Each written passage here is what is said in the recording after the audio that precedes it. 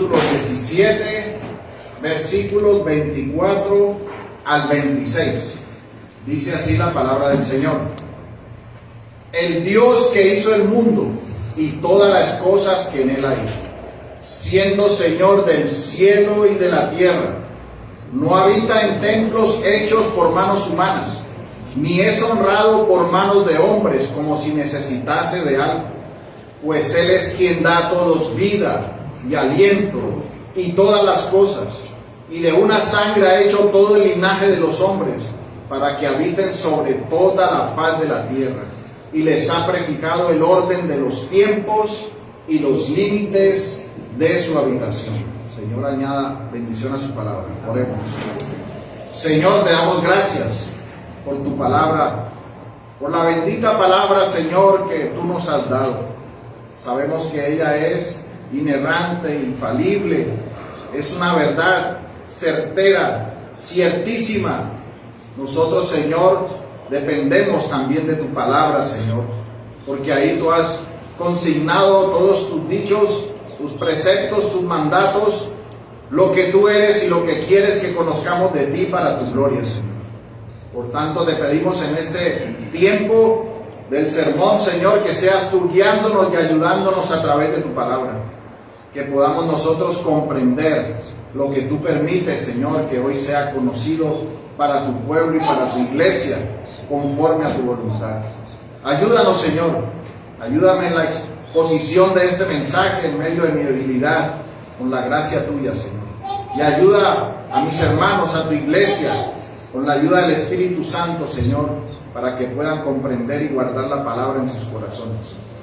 Gracias te damos, Señor, en el nombre de Jesús. Amén. Pueden sentarse.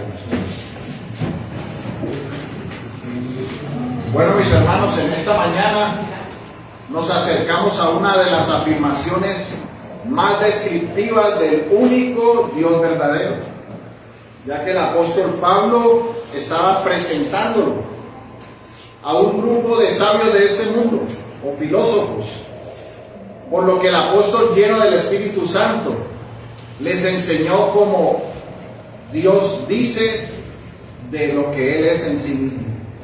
Les enseñó algo totalmente diferente a sus ídolos, y por eso hace esta exclamación y esta exaltación de la grandeza de Dios.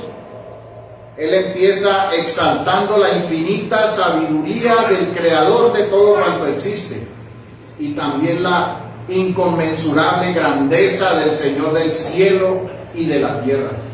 La imposibilidad de medirlo, la imposibilidad de ponerle límites. También su incontenible magnificencia como el excelso y grandioso Dios. Pablo señala también cómo la criatura está muy por debajo del Creador, y que aún los argumentos filosóficos no alcanzan a comprender al incomprensible e incontenible Dios eterno. Y es frente a este auditorio selecto de la época, donde estaban los más estudiosos, los más ilustrados, en el Areópago, en Atenas, donde se encuentran disertando las escuelas filosóficas de los epicúreos y los estoicos. Y a este público es al que Pablo le hace la expresión de estas palabras que glorifican y magnifican el nombre de nuestro Dios. Estos filósofos eran humanistas, pensadores sabios del mundo. Estaban los de la escuela epicúrea. Esta fue fundada por Epicuro, más o menos en el año 306 a.C. Y esta filosofía era una filosofía de una existencia material que hacía imposible la inmortalidad del ser humano. Según su punto de vista, el ser humano estaba compuesto de átomos materiales que formaban nuevas combinaciones continuas. Y como el alma humana estaba compuesta de este arreglo de átomos, simplemente al momento de llegar la muerte, se disipaban. Esto significa que las personas o la personalidad cesaba de existir después de la muerte. No había inmortalidad del alma para esta corriente filosófica. Por tanto, la existencia humana estaba limitada a la vida. Según Epicuro, la meta de la vida era la felicidad o la satisfacción inmediata. Un comentarista cristiano que se llama Weldon Biertel dice que la felicidad epicúrea se definía como la ausencia del dolor. El dolor nunca puede sentirse si la mente se abstrae de él. El placer es lo principal para la vida, pues puede ser obtenido por quienes lo buscan. Y la denuncia contra Epicuro es que era egocéntrico. Este es uno de los pensamientos de los que estaban presentes cuando Pablo estaba expresando la grandeza de Dios. La otra escuela que estaba presente era la escuela estoica, una que fue fundada por Zenón en el año 300 a.C. Ellos creían que la vida residía en el deber de la obediencia a la ley y a la virtud, que el hombre no tenía nada que ver con las emociones o pasiones, sino que tu vida era el autocontrol y la autosuficiencia. Ellos creían en un espíritu o poder universal, lo que hoy en día nosotros conocemos como panteísmo. Y el alma del hombre participaba en ese materialismo y en ese panteísmo, en esa existencia, porque daban más valor a lo que era la naturaleza que a la vida misma del hombre. Así que alcanzaban la meta de la vida mediante el deber, el virtud, la disciplina, pero también eran conocidos como egocéntricos. Y si usted analiza, mis hermanos, estas dos escuelas y estos dos pensamientos, usted puede ver que no hay nada diferente a lo que nosotros vemos hoy en día. Ellos pretendían eliminar los mitos, eliminar lo que había después de la muerte, que las personas eran simples átomos, que después de la vida no había nada. Y es ante este público que se encuentra el apóstol Pablo diciéndoles, inspirado por el Espíritu Santo, las verdades que en su mente destruían todos sus argumentos.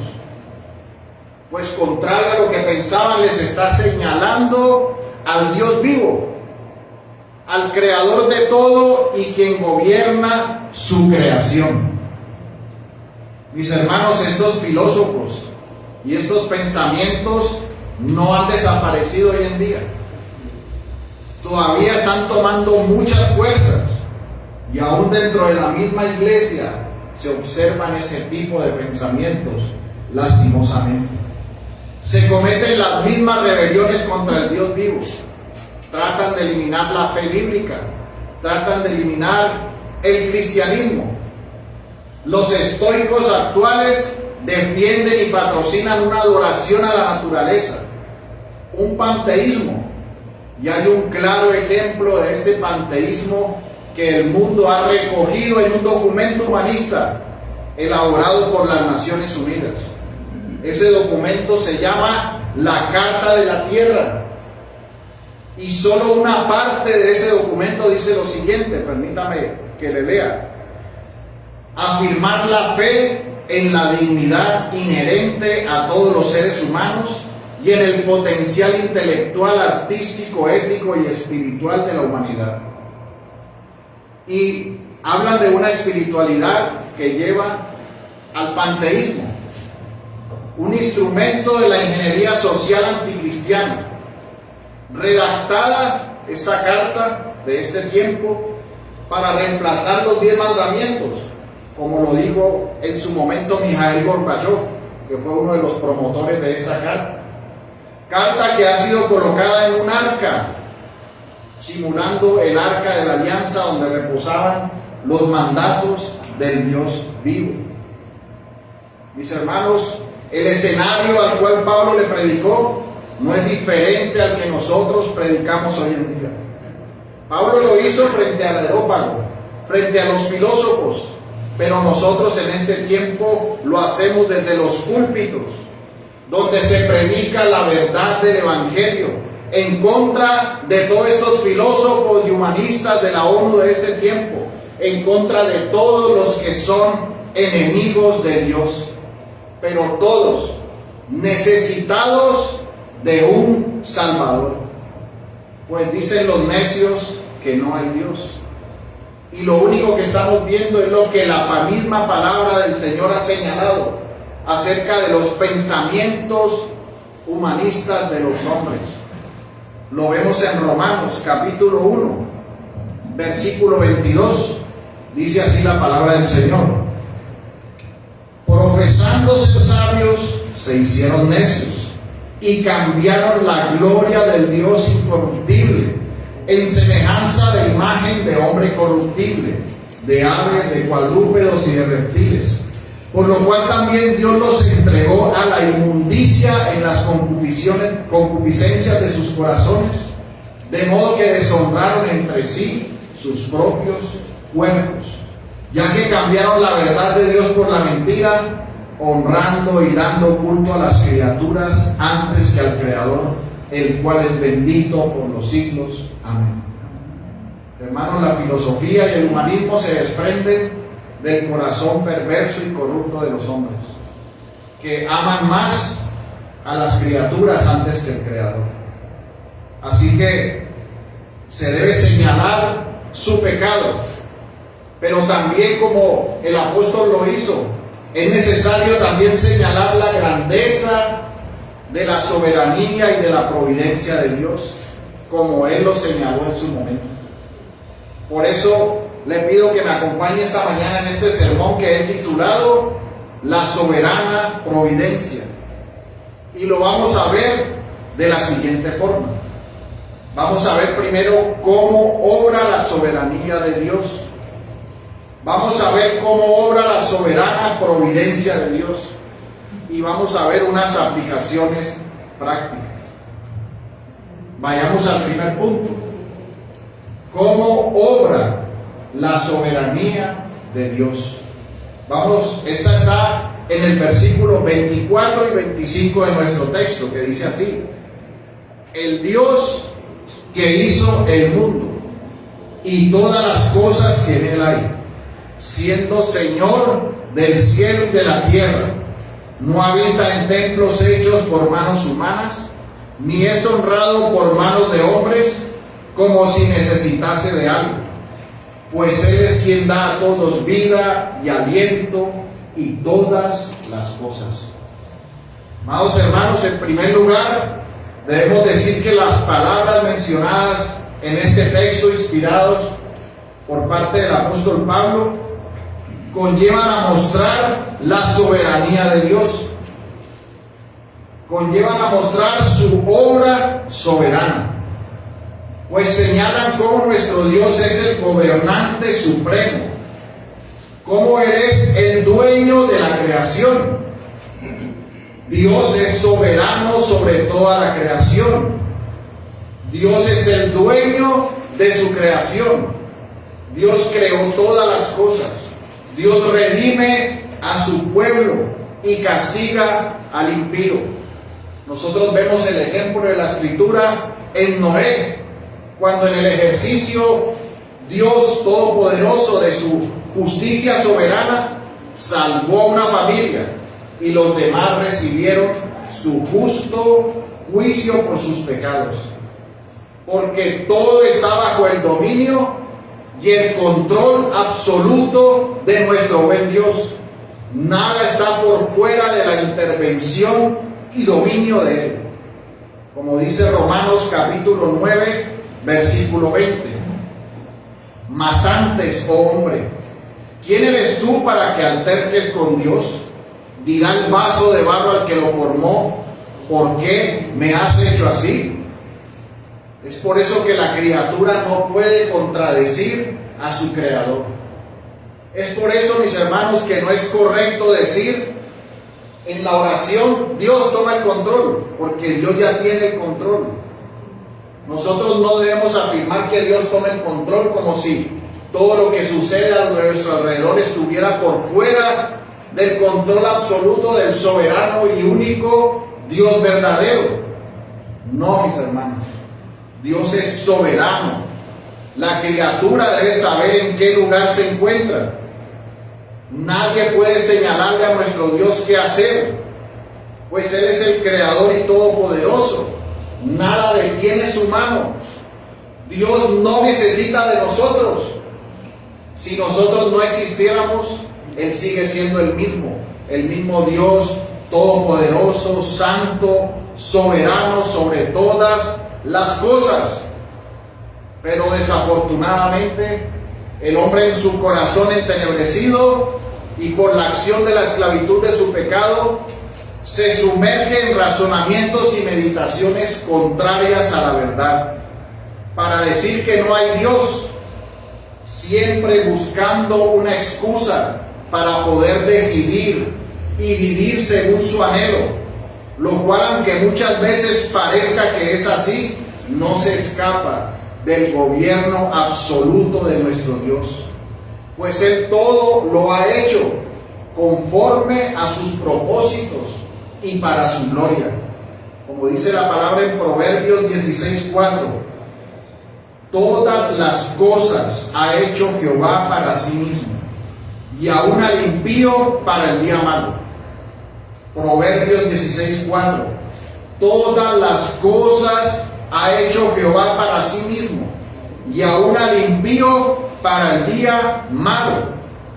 Así que todas las cosas las ha hecho el Señor para su propio propósito. Toda criatura depende de Dios para su ser, para su estar, para su bienestar. Dios tiene la autoridad absoluta y dominio sobre todas las cosas, pues Él es el creador absoluto y Él manifiesta su dominio sobre todo lo que existe. Como dice Colosenses capítulo 1, versículo 16. Colosenses capítulo 1, versículo 16. Porque en Él fueron creadas todas las cosas, las que hay en los cielos y las que hay en la tierra, visibles e invisibles, sean tronos, sean dominios, sean principados, sean potestades. Todo fue creado por medio de Él y para Él. Y Él es antes de todas las cosas, y todas las cosas en Él subsisten. Esta es una exclamación de la soberanía absoluta de Dios.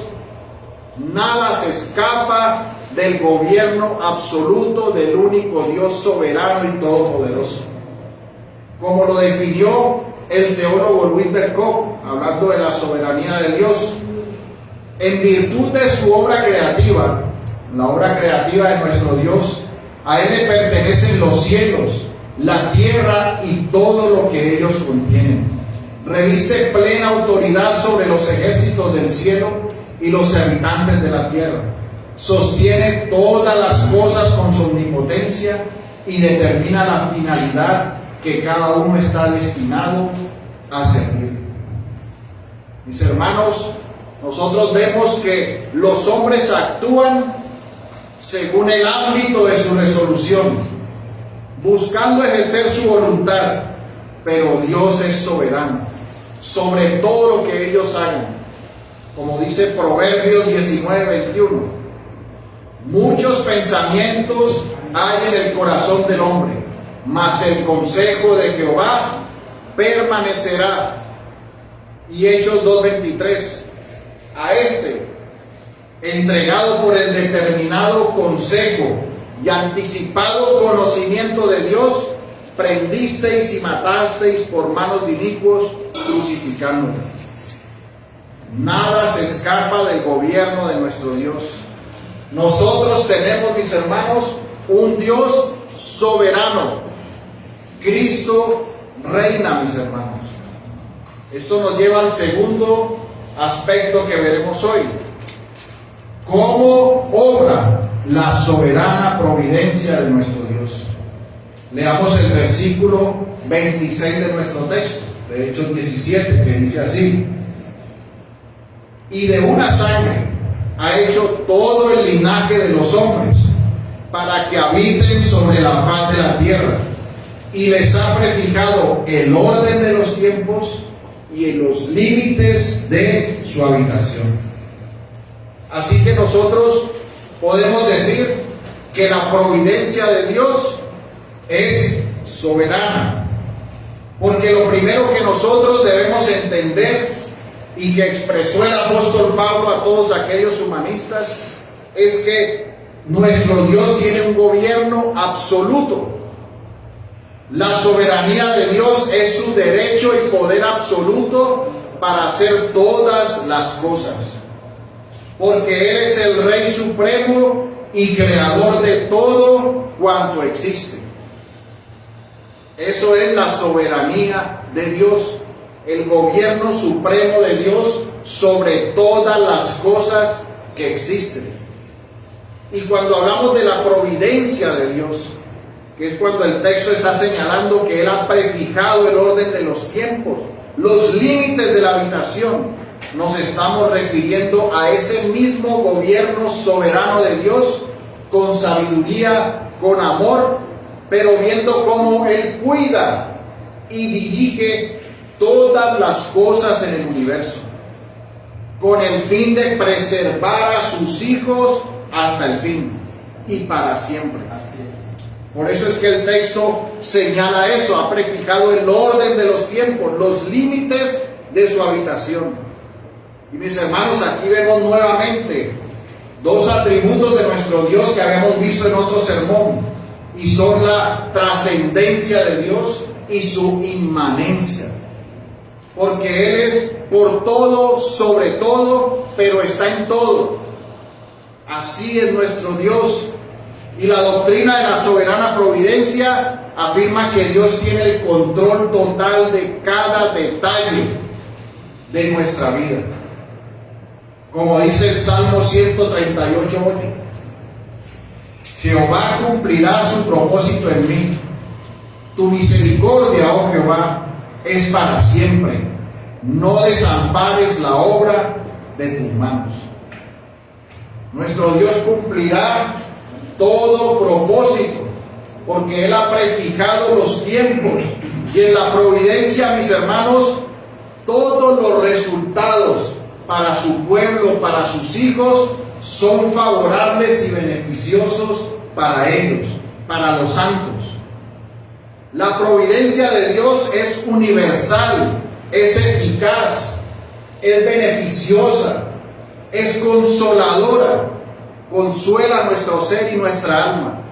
Y sabemos que todo en ella tiene que ver con los santos, con el pueblo de Dios, con la iglesia del Señor, pues Él tiene su ojo sobre todo lo que realizan para sus vidas. La providencia de Dios para la iglesia, para los santos, es el cumplimiento de lo que dice la palabra en Romanos capítulo 8, versículo 28. Y sabemos que a los que aman a Dios, todas las cosas les ayudan a bien.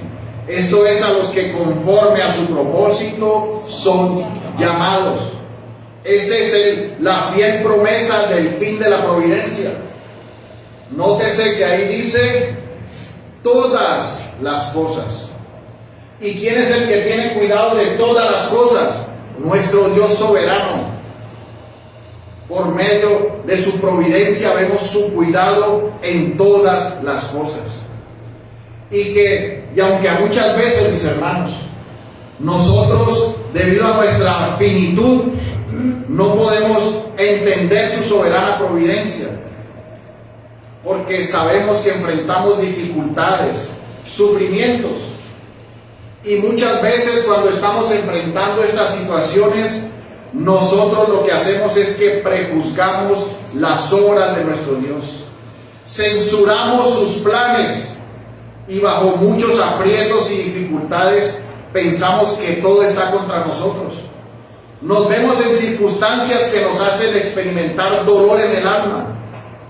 Pero aún, mis hermanos, estas situaciones no pueden dejar de hacer lo que es necesario y verdadero para los santos escogidos, para los que han sido llamados por el Evangelio, pues sus obras son la ejecución del decreto de Dios.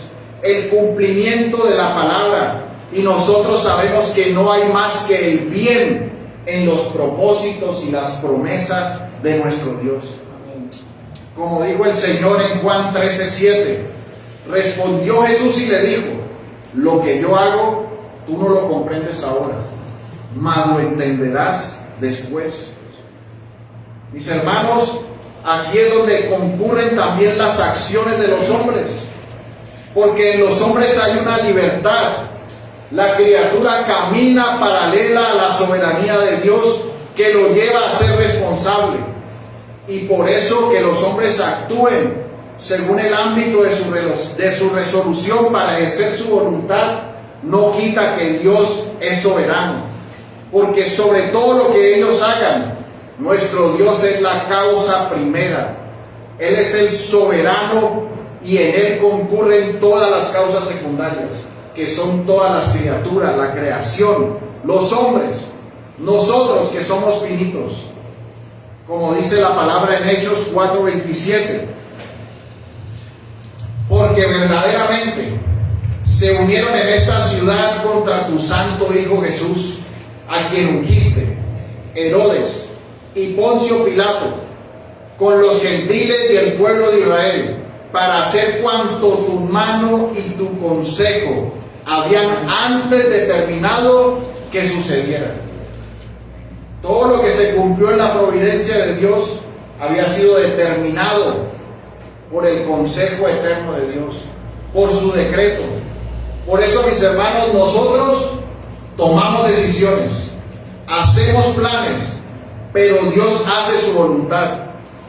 Y en la providencia debemos recordar que actuamos conforme a la libertad correspondiente, pero tenemos una libertad dependiente y una concurrente donde Dios cumple su decreto.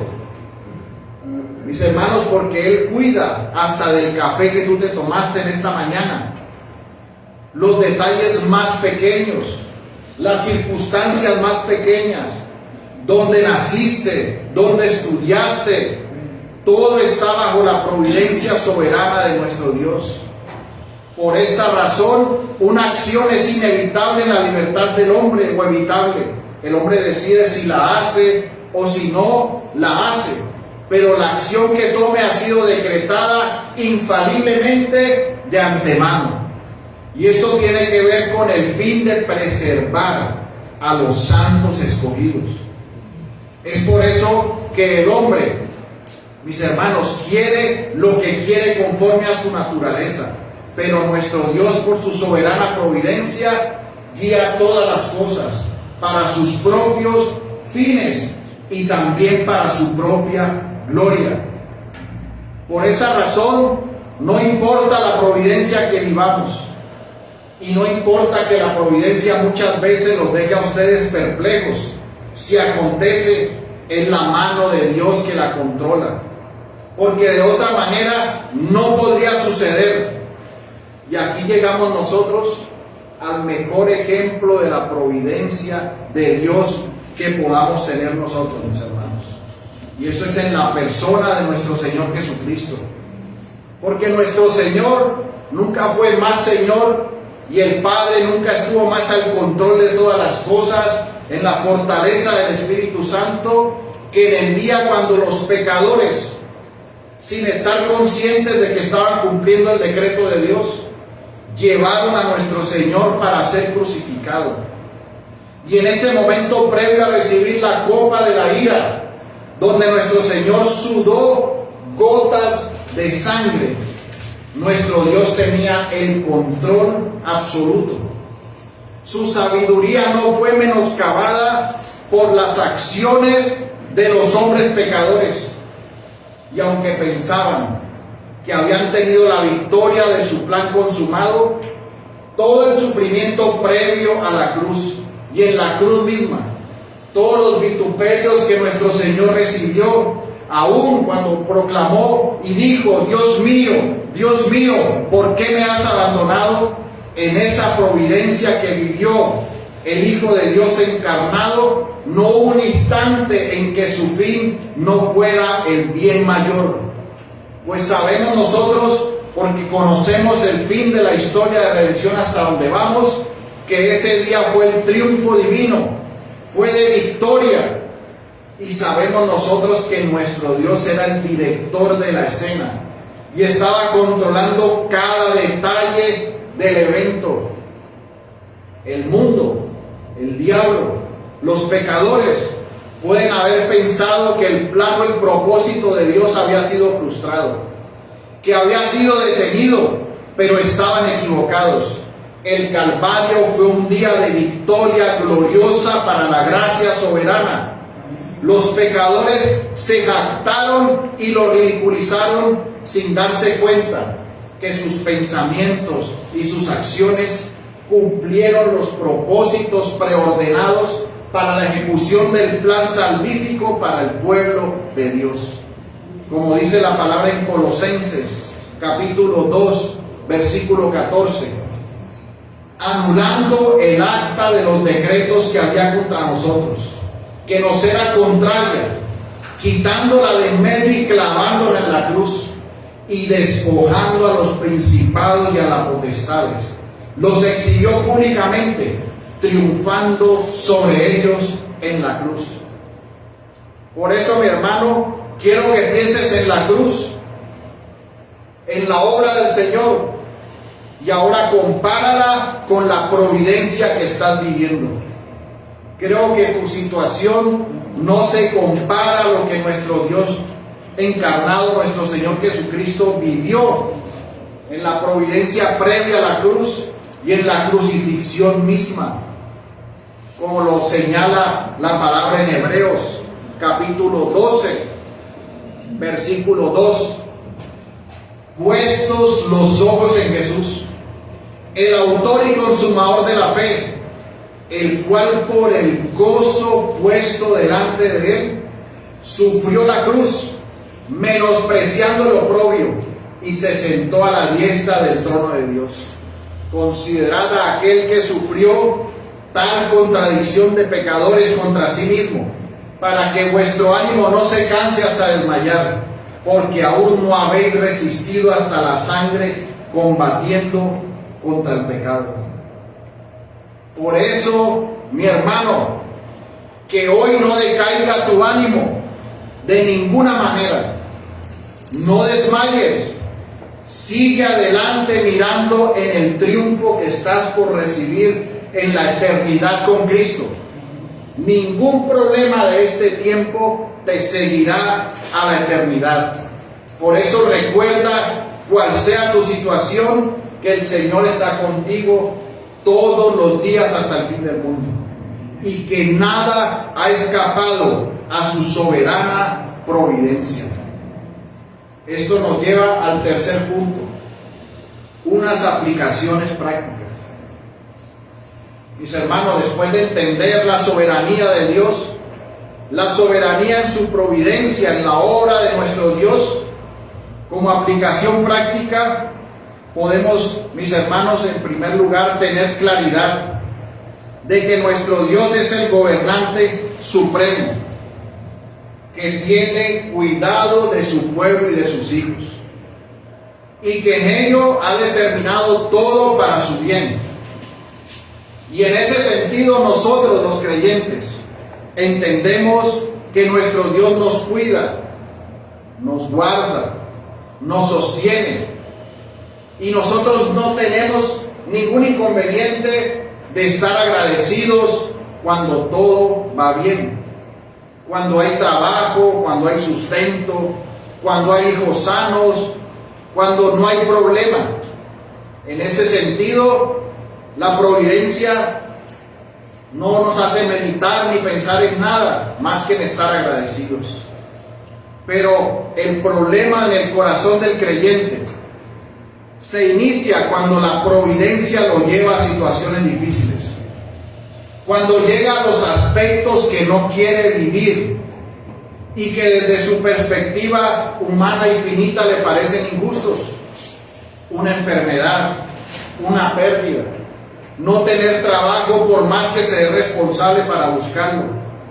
Mis hermanos, ese es el punto En estas circunstancias nuestro Dios es el que está al cuidado de nosotros. Sabemos que muchas veces suceden cosas injustas y nosotros podemos preguntarnos, Señor, pero tú sabes que están mintiendo, tú sabes que me están ultrajando, que yo soy inocente. Pero mi hermano, si tú eres un creyente firme, verdadero, que ama al Señor, debes saber que nuestro Dios está en medio de todas las aflicciones y de todo lo que vivimos cada día. Por eso el Señor fue claro cuando dijo en Juan 16:33, estas cosas os he hablado para que en mí tengáis paz. En el mundo tendréis aflicciones, pero confiad, yo he vencido al mundo. Recordemos, hermanos míos, que desde nuestra perspectiva humana y finita, no era justo que echaran a Jeremías en un hoyo. No era justo que Daniel estuviera en el foso de los leones. No era justo que los hermanos de José lo vendieran como un esclavo. No fue justo que Esteban fuera apedreado o que Nerón echara a los cristianos a los leones. Muchas cosas horrendas e injustas sucedieron y suceden a los cristianos piadosos y rectos en este mundo. Pero todo, mis hermanos, está conforme a la voluntad de Dios, porque lo que anhelaban todos estos hermanos y lo que debemos anhelar nosotros en nuestro corazón es la corona incorruptible de vida eterna en Cristo.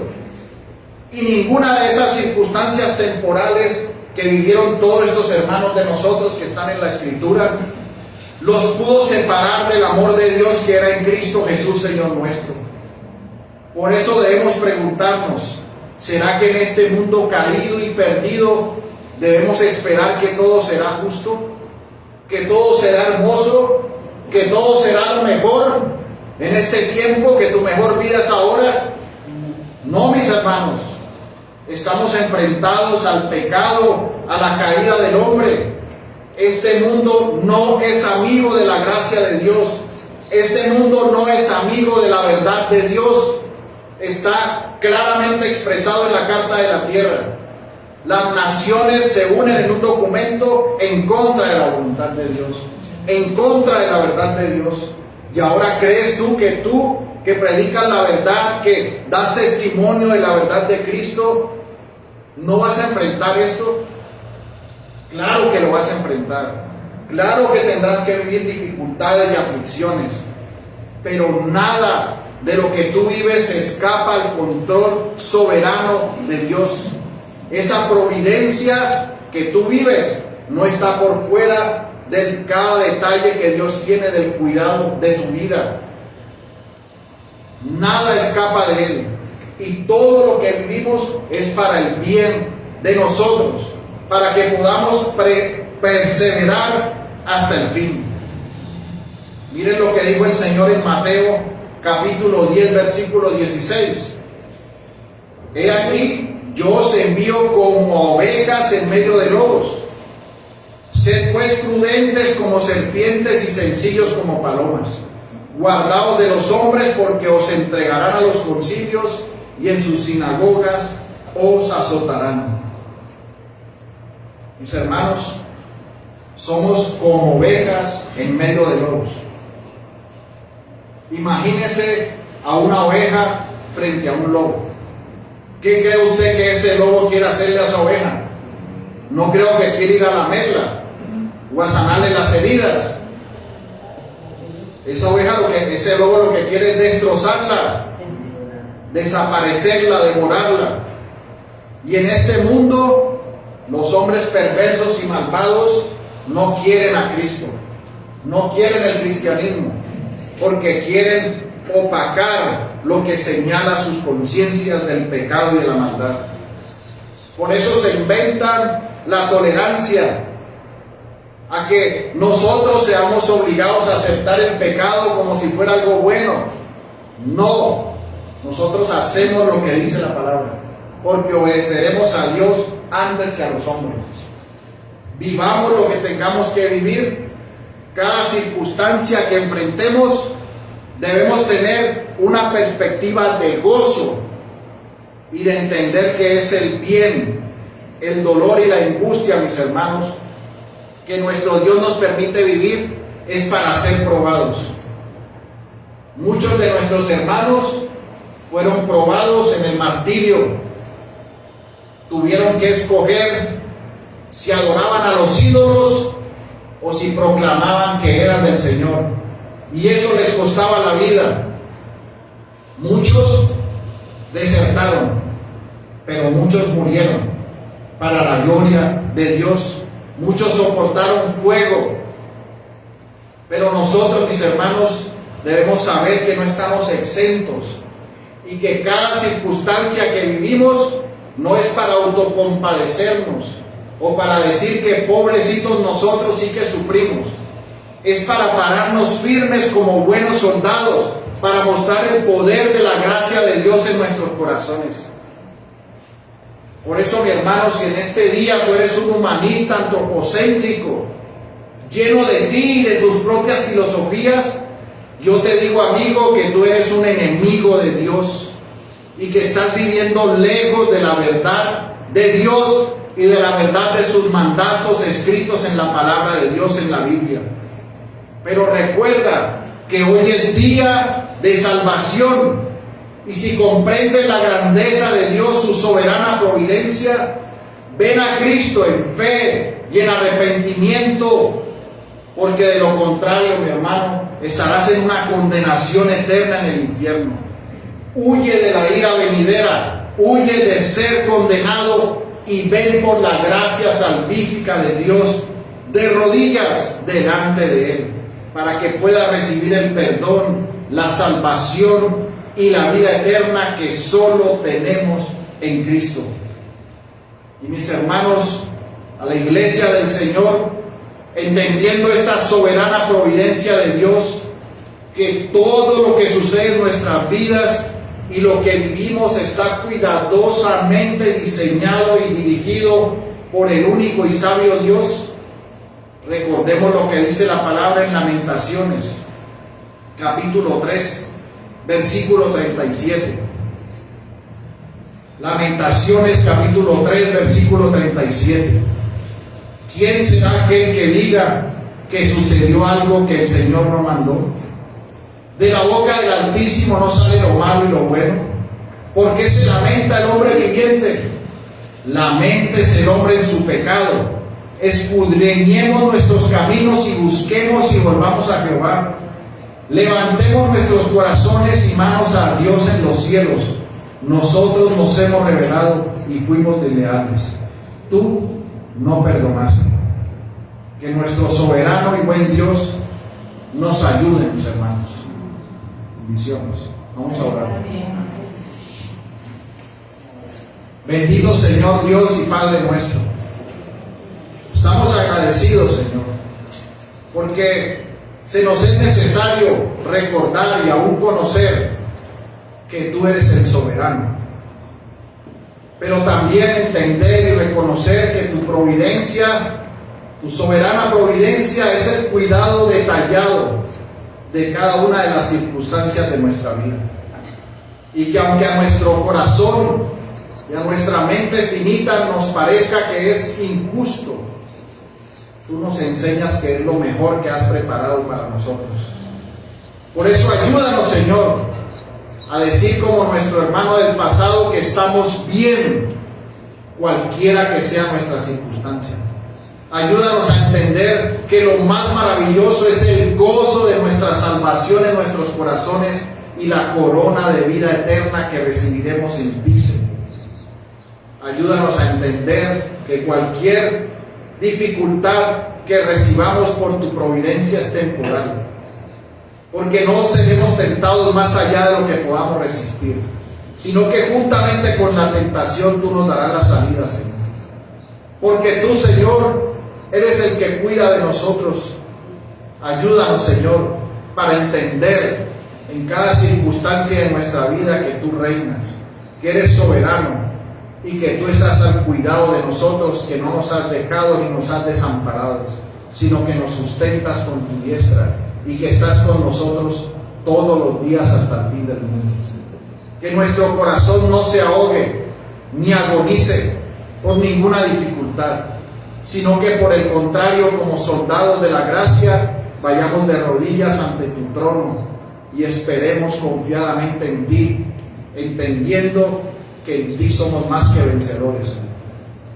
Gracias te damos, Señor, en el nombre de Jesús. Amén.